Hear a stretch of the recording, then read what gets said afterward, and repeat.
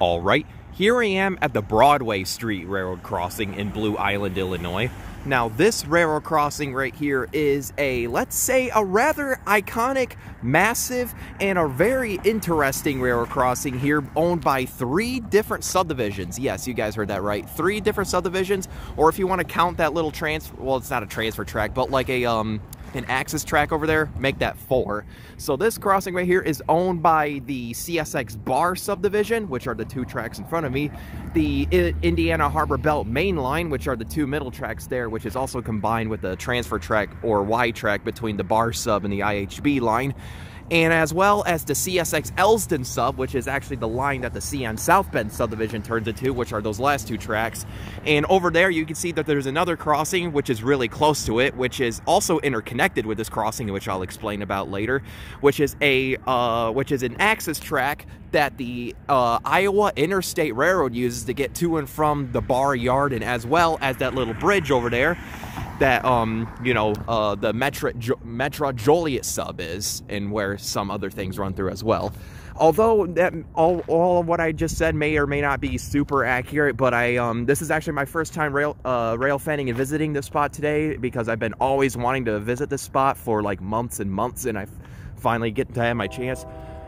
And yes, there are many trains at a distance, so you guys might see some Metro go over while this tour is going on, because, it is rush hour. So, and I'm also running out of daylight, so I might have to make this quick. So, I guess that said, this crossing right here does feature some pretty, I'd say, regular equipment, but the most interesting part is how it's wired, in which I'll explain in a bit. So, I guess with that said, let's get on to it. So, for the first signal right here, this has Anyway, sorry about that. There was actually a train, and I had to film it, per se. So I'll leave that in my next, upcoming video that I'm going to be doing over here. Rail fanning movie type of deal, So I guess that's how let's start over. So for the first signal, this has a Lincoln Industries cantilever. And here's the emergency information. The dot tag for what I assume is for the Bar sub. And the dot number is 163416P. And yeah. That's that for you. And for the gate mechanism, this has an Invensys rail gate mechanism sitting on a Western Cullen Hayes double-sided base. And for the gate, this features some Ricoh LED gate lights. No wind guard on this mast because it's really short. Actually, correction, these are NEG LED gate lights, not Ricoh. And for the mast lights, this has 2 pairs of Western Cullen Hayes 12 by 24 inch 2nd generation LEDs with the round back flat light heads. Why do I always keep on saying flat? And but yeah, and all of these are sitting on a Progress Rail light bracket. And now, one thing worth mentioning with these particular lights, the side view lights right here, which are clear, are very glitchy. They tend to flash a lot, mainly because this crossing gets used so much. These are probably like starting to burn out. And for the overhead lights are the same story. This has 2 more pairs of Western Cullen Hayes 12 by 24 inch 2nd generation LEDs with the rounded back light heads sitting on another Progress Rail light bracket. And for a bell, which sits right on top of the gate mast, is an NEG electronic bell, as you can see. And as you can see, this gate mechanism also features a General Signals gate arm bracket and an NEG gate. Now, one funny thing about this NEG e-bell is it's missing a screw on the side, so that means if you touch it and wiggle it, you could really wiggle it. It's not tight at all. So yeah, and I would explain the bell wiring, but I'll explain that towards the end. So yeah, that right there was the first signal. Pretty substantial stuff. Now let's go ahead and take a long walk to the next signal, which is all the way towards the Elsdon sub side. And I can see a couple lights down there, green and red. I would say that's for another rail line, but it's not. It's actually a river underneath all of those bridges, in which once again, I'll tour those towards the end. And down there is also the Blue Island interlocking tower. So yeah, I guess that's it. Let's move on to the next signal. Geez, I am stuttering a lot. My apologies. It's about to rain, and it's also very cold out. It really dropped ever since earlier today.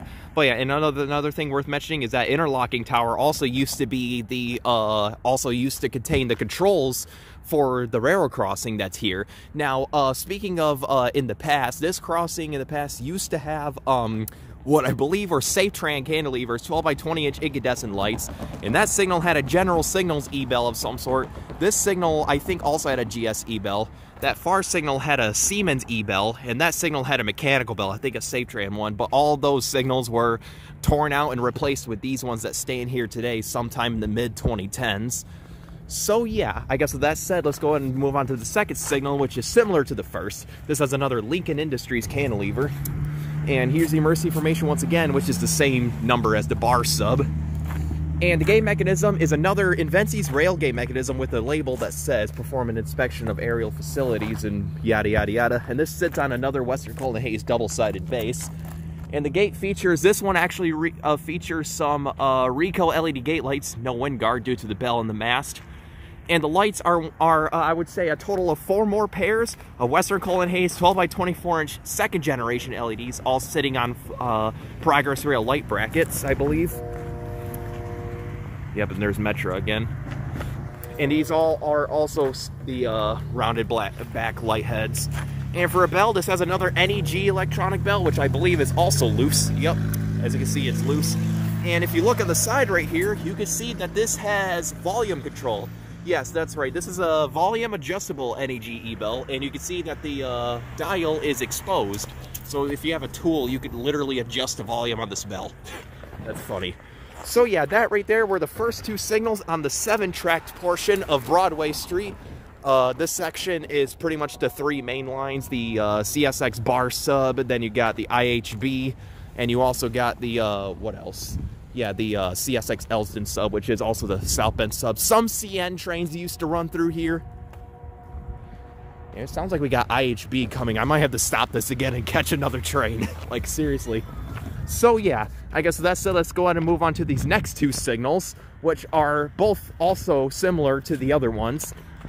So yeah, so for the next signal, which is once again similar to the other one, this one has another Lincoln Industries cantilever. And here's the emergency information and the dot number for the CSX Elston sub, which is the dot number contained for that line behind me. And the dot number is 283-162H. And once again, this has another Inventsi's rail gate mechanism sitting on a Western Colton Hayes double-sided base with some more Ricoh LED gate lights. No wind guard on the mast since this bell sits on there. And the lights are 4 more pairs in total of Western Colton Hayes 12 by 24 inch second generation LEDs, all sitting on Progress Rail light brackets with the rounded back light heads, as you can see. And for bells, another NEG electronic bell. Like I said earlier, this replaced a mechanical bell in the past. And this one also has the exposed volume control, which is kind of cool. And right there is pretty much the singular light that illuminates this crossing at night. So yeah, I guess with that said, let's go ahead and move on to the final signal. Since these 2 signals are on the other side, this is the little, I would say, transfer/access track that the Iowa Interstate uses typically. And you can see the old junction switch right there, which is kind of cool. So for the last signal, which is similar to the other ones, once again, another Lincoln Industries cantilever, nice and shiny, as I mentioned before. Well, not really. And here's the emergency information once again for the Elston sub, since CSX owns, you know, most of this crossing. And the gate mechanism is another Inventsi's rail gate mechanism on a Western Colton Hayes double-sided base. And the gate features some NEG LED gate lights and no wind guard on this one.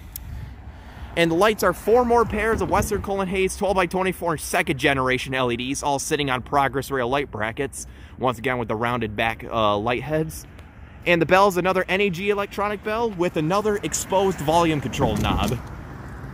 Kind of neat stuff to see here. Now, I guess with all that out of the way, that was the equipment to show here for Broadway Street. One of these are the relay case. I believe it's one of those 2 that are lit up. And those other 2 are for like the gantry signals and stuff for the what was I gonna say? Blue Island control point. Actually, as I think about it, that right there is the relay case. That's for the bar sub, since it has the DC on it. I think that's what it's for. So yeah, I guess with that out of the way, now it's time to explain how this crossing is wired. Now this crossing right here, to start off, is wired pretty similarly, if I had to compare, to the railroad crossings in Wyandotte, Michigan and then downriver Detroit, but there are a few differences with this one. Now the back lights are wired correspondingly to what track the train is on. And how it works is that when there's a train on any of those 7 tracks over there, this crossing activates with the front lights on only on that cantilever signal and this cantilever signals, and both of these gates go down at the same time. But Whenever those gates are all the way down, the back lights on that signal over there come on once the gates are all the way down, and then the gate starts going down on this signal, but the front lights remain off and the back lights turn on. As well as this signal right here, I believe the back lights do turn on this signal, but the front lights remain off since there's no train on this access track right here. So this just has the front lights on this cantilever flashing only without the gate going down, or, you know, without the bell ringing. Now, the bell wiring on this crossing is rather interesting as well. So these bells only ring while the gates are going down and they don't ring again after that. But however, though, that bell wiring changes when there's a train on this track right here.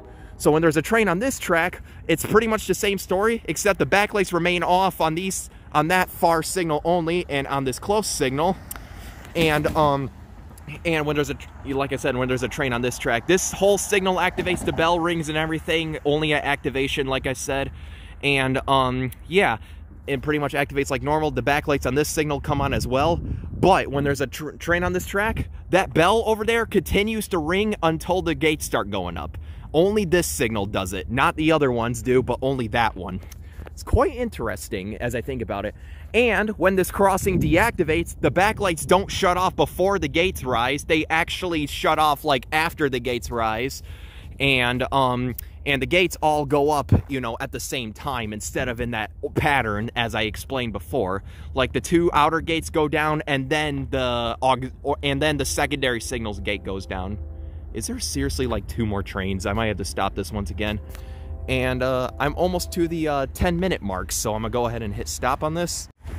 All right, there we go. And one more thing is the fact, and one more weird glitch with this crossing, it's the fact that these gate lights right here, they all 3 of them actually remain on steady, just like the tip one, but they do flash, so it's kind of like it has its own, well, dang it. So it looks like we got another train. I'll be right back. So I guess I'll include this in my crossing tour. You can see how the backlights come on and then that gate goes down. And as soon as that gate goes down, then those backlights come on once it's all the way down.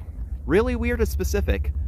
And you can see those backlights remain off, and so do those, because the train is on that track over there. So yeah, there you guys go.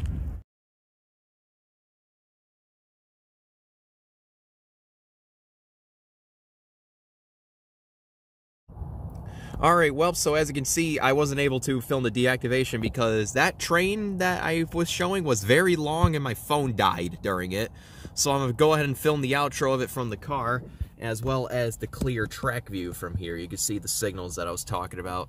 And apparently I have found some more signals around that curve over there, which is actually pretty neat. So the next time I'll come back here, I know that they're there. So there's all the bridges once again, and the deactivated profile of the crossing, or deactivated stage, whatever you want to call it. So yeah, I guess with all that said, that was all the details I wanted to uncover. I may have missed a few things, but like I said, I tried the best I could. So I guess with all that said, over and out.